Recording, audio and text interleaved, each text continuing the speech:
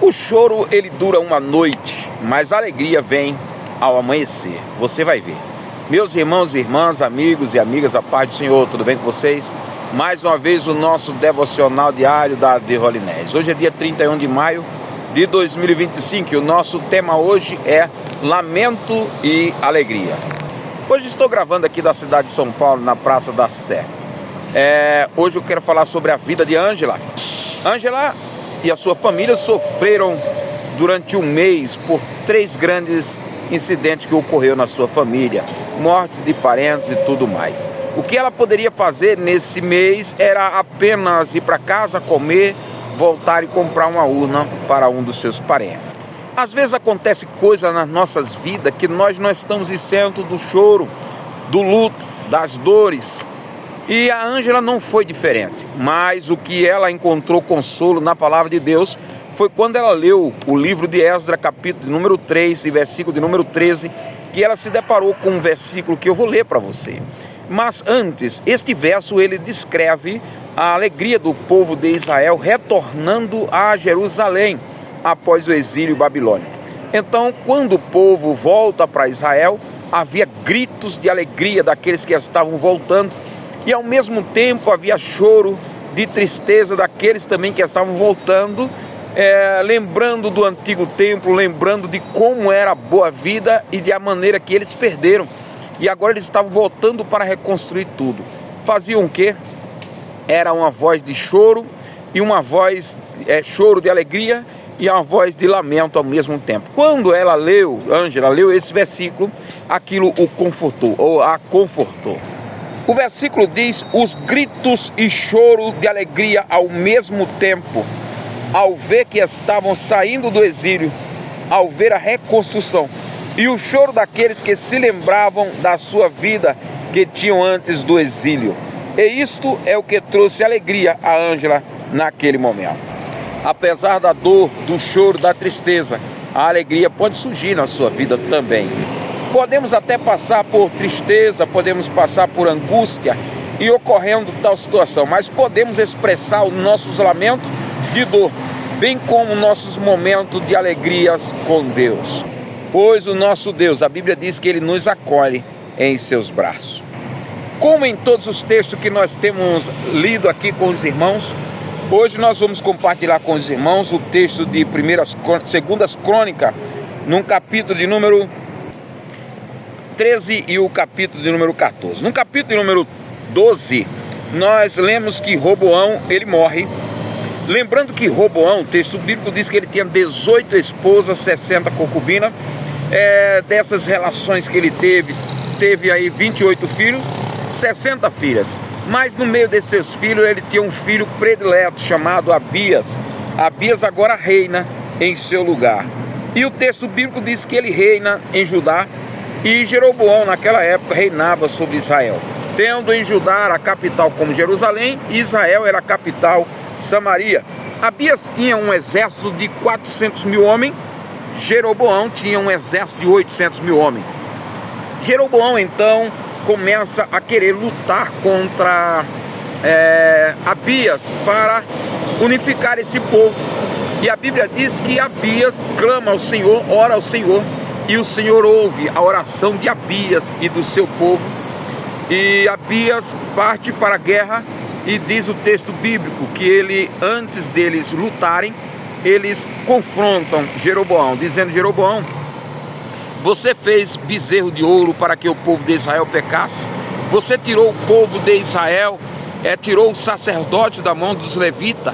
Você tirou o sacerdote da mão dos filhos de Arão, tirou o trabalho dos levitas, colocou sacerdote para fazer um trabalho que era só levita que podiam fazer, e você colocou pessoas aleatórias. Você não pode fazer isso.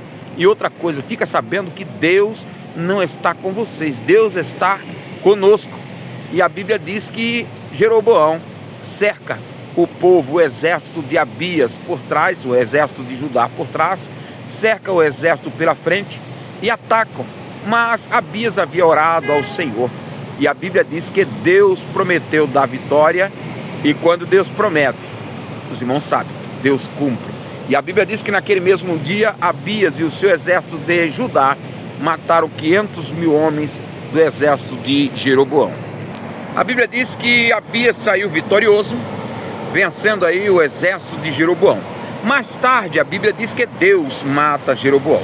A vida de Abias termina aí, ele teve 14 esposas, sendo 22 filhos e 16 filhas. Ele morreu e Asa, seu filho, reinou em seu lugar. Vamos acompanhar agora o rei Asa.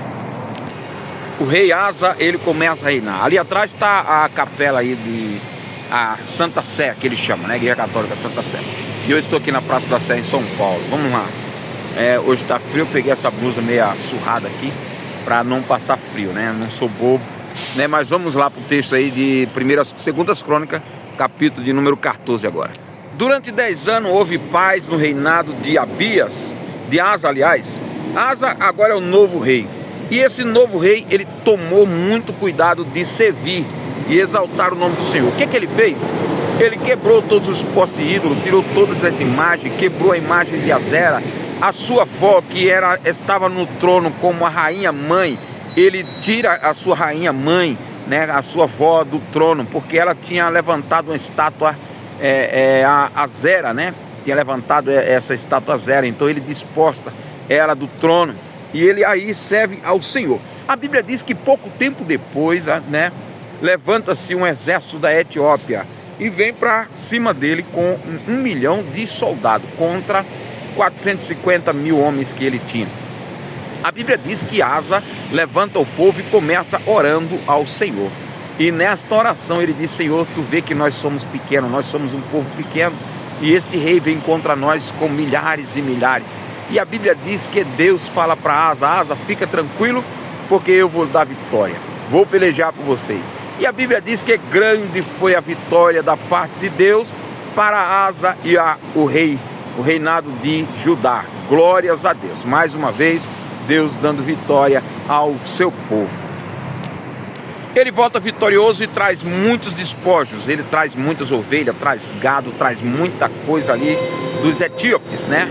Vencendo aquela guerra. Mais tarde a Bíblia diz que a fama do rei Asa e o nome do Senhor se espalhou por todos os lugares, porque havia temor entre o povo sobre Judá. Agora vamos para o texto do Novo Testamento. A Bíblia diz que os judeus, no capítulo anterior, eles pediram para denunciarem Jesus se caso ele aparecesse na Páscoa ali em Jerusalém.